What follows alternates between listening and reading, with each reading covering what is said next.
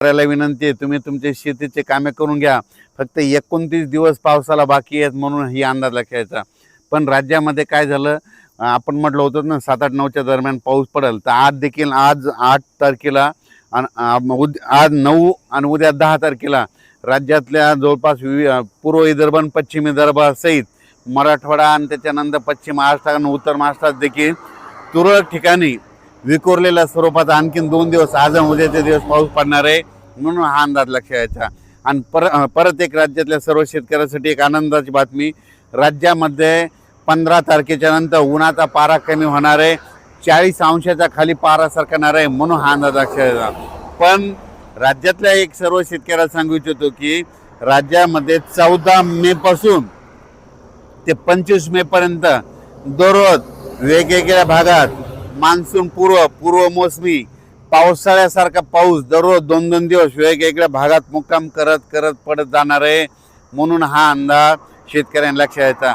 म्हणजे सांगायचं झालं तर ऊस ज्यांचा ऊस सुकत आहे, ज्यांचे ऊस शेतकरी आहे त्यांच्यासाठी आनंदाची बातमी, हळद लागवडीसाठी आनंदाची बातमी.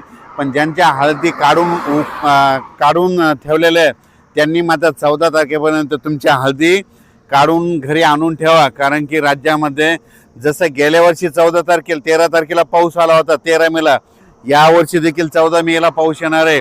आणि हे पाऊस कंटिन्यू मे महिन्यात आता मध्ये 14 पासून तर 30 मे पर्यंत दररोज वेगवेगळ्या भागात दररोज भाग बदलत, कधी पूर्व विदर्भ कधी पश्चिम विदर्भ, 2 दिवस पश्चिम महाराष्ट्र, 2 दिवस विदर्भ, असं वेगवेगळा मराठवाडा, असं करत 30 मे पर्यंत दररोज विखुरलेल्या स्वरूपाचा पाऊस पडणार आहे आणि शेतामध्ये पाणी देखील साचणार आहे. असा त्यामध्ये मेच्या 15 दिवसामध्ये म्हणजे 14 मे ते 30 मेच्या दरम्यान दररोज विखुरलेल्या स्वरूपाचा वेगवेगळ्या भागात पाऊस पडणार आहे म्हणून हा अंदाज सर्व शेतकऱ्यांना लक्षात द्यायचा. शेतकऱ्याला विनंती, तुम्ही काय करा, शेतीचे कामे करून घ्या.